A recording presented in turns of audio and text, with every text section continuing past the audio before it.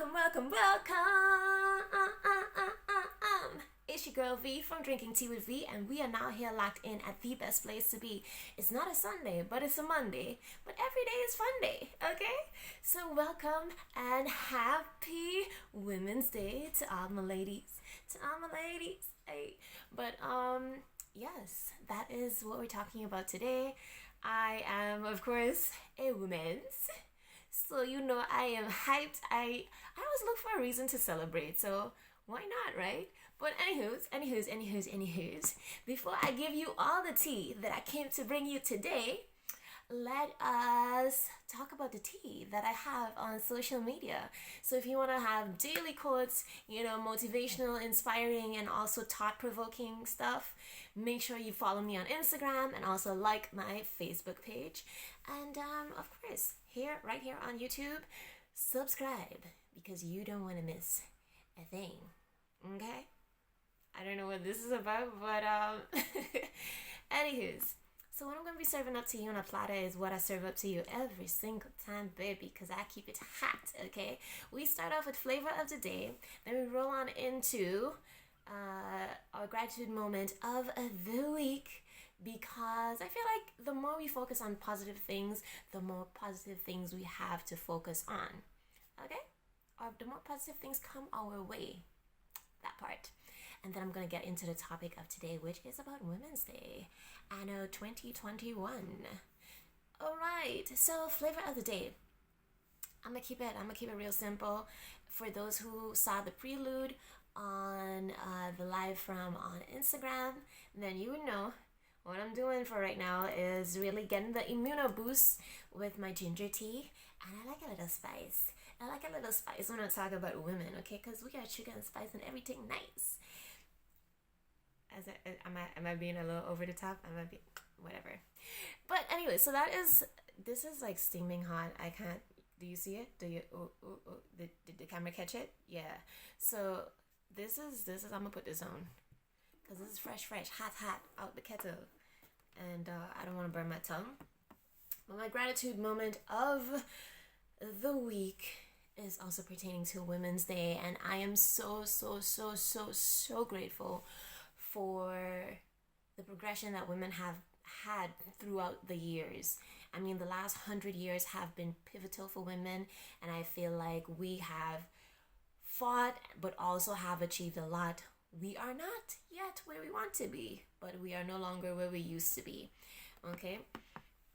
And with that said, I'm gonna roll on straight on into the topic because it's all about Women's Day. It's all about Women's Day, and now it's been also coined Women's History Month. And we should definitely take a look at all the fantabulous women that have gone before us, that have paved the way so that we don't have to have certain struggles anymore. Because think about it, like a couple of years ago, when I say a couple of years, like 50 to 70 years ago, you can even open your own bank account. Okay, your husband had to do that for you, or a man had to do that for you. Either your dad or your husband had to do that for you. Like that is a problemo. That is that is huge. So this is like in my my grandmother's time, and so that is we've like I say, we've come a really long way. So we cannot refute that, but child. Anyways. Coming back to the point, whenever I think on Women's Day, I hear the guys fussing like, oh my goodness, another women's holiday, another women's celebration. Well, boo-boo. Just like racism, we just came out of Black History Month. Just like racism, you better be glad if you don't have a day, or if you don't have a movement, because you don't need one. You are the silent norm. You are the silent norm by which we function from. So in that case, don't hate on women. I hope that you celebrate with us and empathize with us, as well as how we empathize with you as well in your own struggles, whatever those man struggles may be. Toxic masculinity, yada, yada, yada. But this is not your day. So yes, we've had a Black History Month, and we're rolling on into Women's History Month. How cool is that? And I feel like we should really treat and value our women as equals. We are equal. We are different in so many ways, but we are still equal. So that's why when I said yesterday, I don't know if I would coin the term equal, because women can do a lot of stuff that men cannot even dream to imagine to, like. So that term equal kind of irks me in a way. Like, I'm like, boo boo. I am not going to degrade anybody. I'm not going to do that. No, no, no, no, no. But let's be serious now. Women are like fantabulous, magnificent beings that are portals of the next generation. And so I feel like we should be valued and treated as such. And that is what Women's Day is all about. Because if why do we still have to, in the year 2021, we still have to talk about our wages being the same, the disparity that there is there, and we are still talking about, like, okay, where rights are concerned, we are fortunate here in the quote unquote West. Y'all know how I feel about that.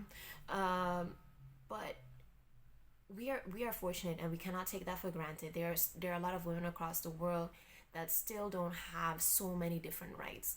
And talking about the right to vote, which women here in the Netherlands, they have been able to vote since, let me see, the motion was put forward in 1917, and it was finally accepted in 1919, and then they had in 1920, yeah, 1922 is when there was the first election in which women could actually vote and also be voted on, because that was another thing. But yes, to be able to vote and also to be able to be elected as a representative, that is huge, and that is not even 100 years ago, people. We are 2 years shy of that fact. So no, it's really not that long ago. And with that being said, I definitely want to urge, especially those here in the Netherlands, we have elections coming up just now, like right around the corner, Wednesday, March 17th. Please, women have fought for us to be able to vote. So I think that you should definitely use that right to go out and vote, women and men alike. And especially if you want the representatives to be a reflection of what our society actually looks like, I would say go in there and vote wisely. And if you would like some help, I posted a link. I don't know if you're gonna be able to see that by the time you see this, because it's almost 24 hours already since I've posted that, if it hasn't already passed. But go to, on Instagram, go to AfroNL Stemmed, all of that together, and then you'll see a list of candidates that are, of Afro descent, Afro diaspora. And in that sense, we can also make sure that the Caribbean countries within the kingdom are also represented, and our needs are met as well, because oftentimes we are being talked about instead of having an actual conversation with us.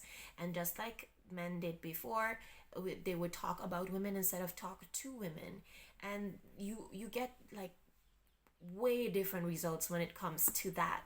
So I say you have the right to vote now, boo boo. Go and vote. Okay. And funny enough, I also read that I was doing some research, right? And in that time, around the 1900s, the beginning of the 1900s, also there were certain men that were not allowed to vote. You had to have a certain amount of income to even vote. So the fact that you can vote all across the board, doesn't matter what your income is, as a student, as a starter in your professional career, if you just lost your job due to COVID. Before, in that era, you would not be able to go out and vote if you have lost your job due to whatever pandemic going on. And around that time, they had a pandemic too. So know that you have such a big privilege right now, and I would definitely, again, I would like to urge you to definitely go out there and use your right to vote.